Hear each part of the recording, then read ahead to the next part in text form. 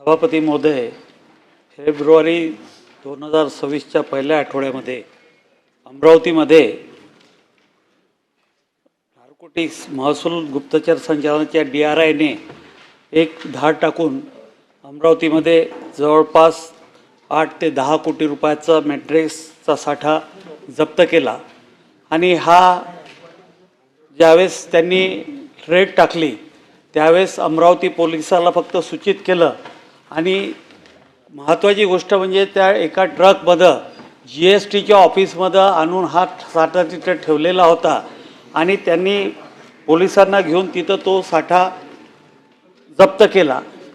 आणि यापूर्वीसुद्धा अमरावतीमध्ये जवळपास 20 म्हणजे 1 वर्षामध्ये 20 गुन्हे या मॅट्रिक्सच्या संदर्भात दाखल झालेले आहे।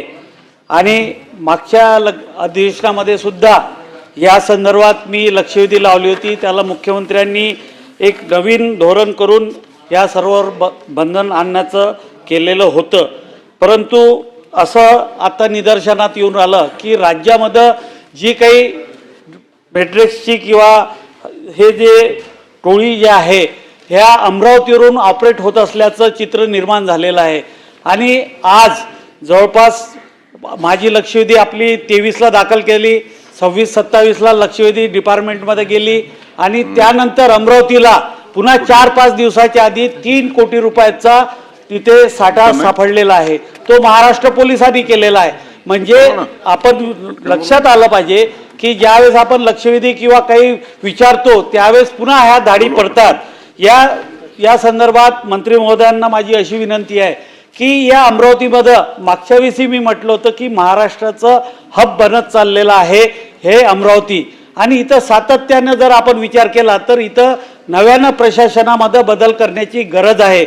आपण जर पाहिलं तर हे प्रत्येक हा जेवढ्या रेड मारलेल्या आहे या क्राईम ब्रँचनी मारलेल्या आहे। म्हणजे ज्या पोलीस स्टेशनच्या अंतर्गत ह्या रेड पडत आहे तिथं क्राईम ब्रँच रेड मारतो। आणि हे क्राईम ब्रँच म्हणजे आपण क्राईम रेटसाठी क्राईम ब्रँच वापरतो, परंतु इथं जर पाहिलं तर या क्राईम ब्रँचचा रेटच इथं वाढलेला आहे। आणि अमरावतीचं पूर्ण प्रशासन पोलीस प्रशासन ठप्प बसलेलं आहे, पोलीस स्टेशन ठप्प बसलेले आहे, तिथलं DCP ACP सर्व ठप्प बसलेलं आहे। आणि हे क्राईम ब्रँच हे जे काही रेड मारतो याच्या मागं साठे लोटे असल्याशिवाय हे होऊ शकत नाही। माझी मंत्री महोदयांना विनंती आहे की जर या पुढच्या काळामध्ये आपण ह्या सर्व बाबीवर लक्ष घातलं नाही तर या अमरावतीमध्ये ही ड्रग्सची मोठी कारवाई या संदर्भात आपण काय निर्णय घेणार आहात त्या संदर्भात माझी मंत्री महोदय शंभूराजे नाही कोण नाही सन्माननीय सदस्यांनी लक्षवेधीच्या माध्यमातून पण उत्तर द्यायचे अधिकार ते तरी राहू द्या।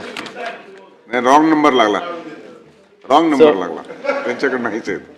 नाही सन्माननीय सदस्यांनी लक्षवेधीच्या मार्फत नक्कीच अमरावती शहरामध्ये जे काही ड्रग्सच्या बाबतीमध्ये त्यांनी प्रश्न उपस्थित केलेले आहेत, DRIची कारवाई झाली हे खरं आहे। आणि आपल्याला उत्तरामध्ये देखील आपण नमूद केलेलं आहे की 2021 पासून ते 26 पर्यंत जवळपास 29 गुन्हे आणि 101 आरोपींना आपण तिथे अटक देखील केलेली आहे। आपण कारवाई आपण करत आहोत, क्राईम ब्रांच मार्फतच या कारवाया होत आहेत असंही नाही। आपल्याला माहिती आहे की आताच 2 दिवसापूर्वीच पोलीस स्टेशन मार्फत म्हणजे नागपुरी गेट ह्या पोलीस स्टेशनच्या मार्फत जवळपास 2 किलोची तिथे आपण MD ट्रक देखील आपण तिथे जप्त केलेला आहे आणि जवळपास 3 कोटी त्याची किंमत आहे। तर मला वाटतं अमरावती शहरामधल्या या काही ड्रग्सच्या असलेल्या कारवाया नक्कीच त्याकडे आमचं फक्त अमरावती नाही तर आपल्या महाराष्ट्रामध्ये असलेली जी प्रमुख शहरं आहेत, आपण नेहमी पाहतो की या प्रमुख शहरांची शेवटी फायनान्शियल कॅपिटल असतात, शहरामध्ये तिथे लोकवस्ती जास्त असते आणि इझी टार्गेट तिथे अधिक असतात। त्यामुळे मला वाटतं सगळ्याच शहरांमध्ये आपण विशेष म्हणजे आपल्याला माहिती आहे की महानगरपालिकांच्या हद्दीमध्ये आता आपण महाराष्ट्रभर विभागणी आहे, आपण आता ANTFची देखील आपण स्थापना केलेली आहे आणि ते कार्यरत देखील झालेले आहेत।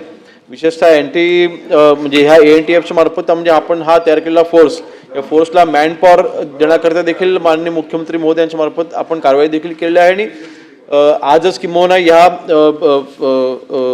या लक्षवेधीच्या संदर्भात ज्यावेळेला बैठक चालू होती त्यावेळेस देखील माननीय मुख्यमंत्री मोदयांनी एक विशेष म्हणजे या ANTF मध्ये असलेले जे काही कर्मचारी असतील, अधिकारी असतील, त्यांना इन्सेंटिव्ह द्यायचा निर्णय देखील घेतलेला आहे, जेणेकरून ह्यांना एक प्रोत्साहन परत ज्यावेळेला तिथे एक जर का राशी आपण दिली किंवा त्यांना जर का एक स्टेप आपण हायर जर का आपण आणलं तर या ANTF मध्ये काम करत असताना त्यांना तिथे नक्कीच ते अजून प्रभावशालीरित्या ते काम करू शकतील एकंदरीत. आणि विशेष म्हणजे मी मगाशी त्याचा उल्लेख केला की महानगरपालिकांच्या हद्दीमध्ये आपण या सर्व कारवाई करत असताना आपण नेहमी पाहतो की पुणे विभागाच्या म्हणजे पुणे आयुक्तालयामध्ये असलेल्या पोलीस कर्मचाऱ्यांनी बँगलोरला तिथे जाऊन कारवाई केलेली आहे किंवा मुंबईत कारवाई केलेली आहे किंवा मुंबई पोलिसांनी महाराष्ट्राच्या बाहेर जाऊन देखील कारवाई केली आहे किंवा महाराष्ट्रामधल्या अन्य ठिकाणी कारवाई केलेली आहे.